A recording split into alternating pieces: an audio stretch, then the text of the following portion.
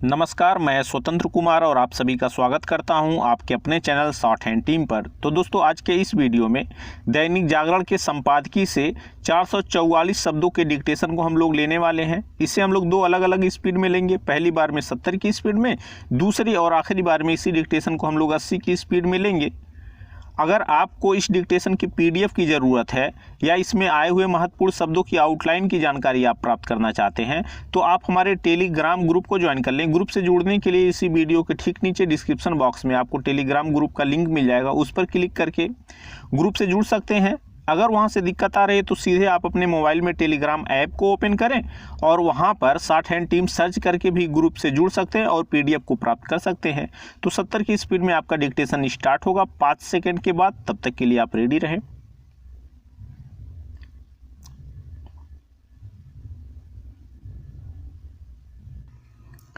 Start. पश्चिम बंगाल के दौरे पर गए भाजपा अध्यक्ष जेपी नड्डा के काफिले पर हमला राजनीतिक हिंसा और असहिष्णुता की पराकाष्ठा ही है। शर्मनाक यह है कि यह हमला पुलिस की उपस्थिति में हुआ। आखिर भाजपा इस नतीजे पर क्यों ना पहुँचे कि ऐसे हमले सत्तारूढ़ राजनीतिक दल की सह पर हो रहे हैं। यह सवाल इसलिए क्योंकि नड्डा के काफिले में शामिल सभी भाजपा नेताओं की गाड़ियों पर पथराव किया गया और इसे रोका नहीं जा सका। इसका मतलब है कि भाजपा अध्यक्ष के कार्यक्रम की पूर्व सूचना होने के बावजूद सुरक्षा के प्रबंध करने में भी ढिलाई का परिचय दिया गया। यह तो गनीमत रही कि जेपी नड्डा बुलेट प्रूफ वाहन से यात्रा कर रहे थे, अन्यथा उनके लिए वैसा ही जोखिम पैदा हो जाता जैसा भाजपा के अन्य नेताओं के लिए हुआ। बंगाल में राजनीतिक हिंसा नई नहीं है, लेकिन यह खतरनाक है कि परिवर्तन लाने की बात करने वाली ममता सरकार में वह उसी स्तर को छूती हुई दिख रही है जैसी वाम दलों के शासन के समय दिखती थी। स्पष्ट है कि बंगाल का राजनीतिक रूप से पतन हो रहा है। यह देखना दयनीय है कि जब राजनीतिक हिंसा के लिए कुख्यात अन्य राज्य उससे मुक्त हो रहे हैं, तब बंगाल और केरल में वह बेलगाम होती दिख रही है।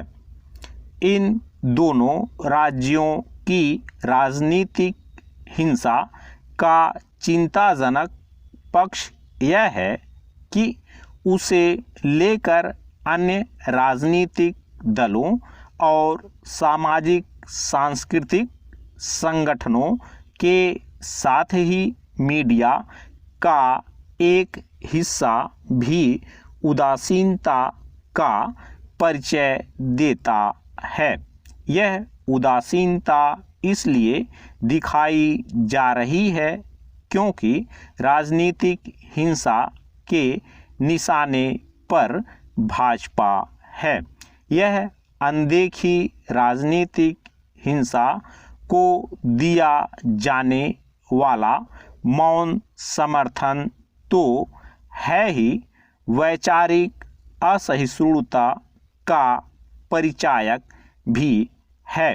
यदि विपक्षी दल भाजपा का राजनीतिक रूप से मुकाबला नहीं कर पा रहे हैं तो इसका यह मतलब नहीं कि वे उसके खिलाफ बंगाल और केरल में की जाने वाली राजनीतिक हिंसा पर मौन साधे रहें।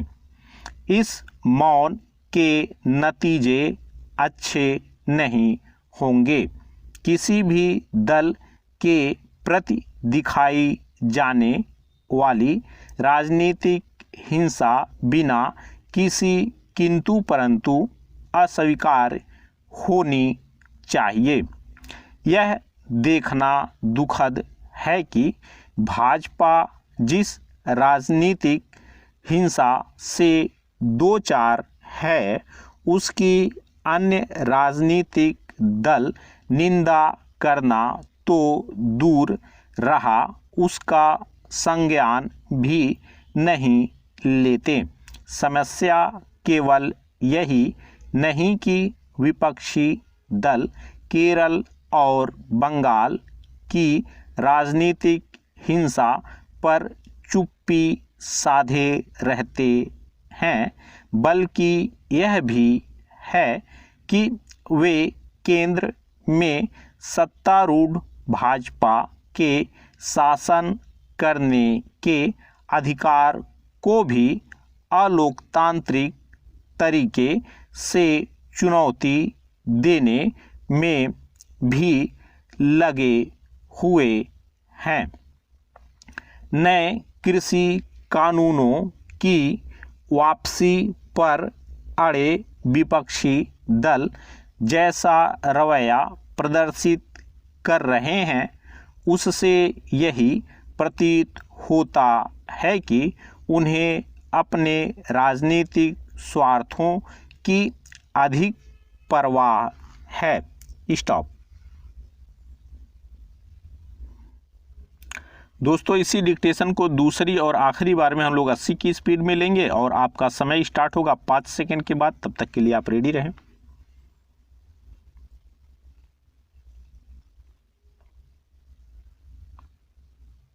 स्टार्ट। पश्चिम बंगाल के दौरे पर गए भाजपा अध्यक्ष जेपी नड्डा के काफिले पर हमला राजनीतिक हिंसा और असहिष्णुता की पराकाष्ठा ही है। शर्मनाक यह है कि यह हमला पुलिस की उपस्थिति में हुआ। आखिर भाजपा इस नतीजे पर क्यों ना पहुँचे कि ऐसे हमले सत्तारूढ़ राजनीतिक दल की सह पर हो रहे हैं। यह सवाल इसलिए क्योंकि नड्डा के काफिले में शामिल सभी भाजपा नेताओं की गाड़ियों पर पथराव किया गया और इसे रोका नहीं जा सका। इसका मतलब है कि भाजपा अध्यक्ष के कार्यक्रम की पूर्व सूचना होने के बावजूद सुरक्षा के प्रबंध करने में भी ढिलाई का परिचय दिया गया। यह तो गनीमत रही कि जेपी नड्डा बुलेट प्रूफ वाहन से यात्रा कर रहे थे, अन्यथा उनके लिए वैसा ही जोखिम पैदा हो जाता जैसा भाजपा के अन्य नेताओं के लिए हुआ। बंगाल में राजनीतिक हिंसा नई नहीं है, लेकिन यह खतरनाक है कि परिवर्तन लाने की बात करने वाली ममता सरकार में वह उसी स्तर को छूती हुई दिख रही है जैसी वाम दलों के शासन के समय दिखती थी। स्पष्ट है कि बंगाल का राजनीतिक रूप से पतन हो रहा है। यह देखना दयनीय है कि जब राजनीतिक हिंसा के लिए कुख्यात अन्य राज्य उससे मुक्त हो रहे हैं, तब बंगाल और केरल में वह बेलगाम होती दिख रही है।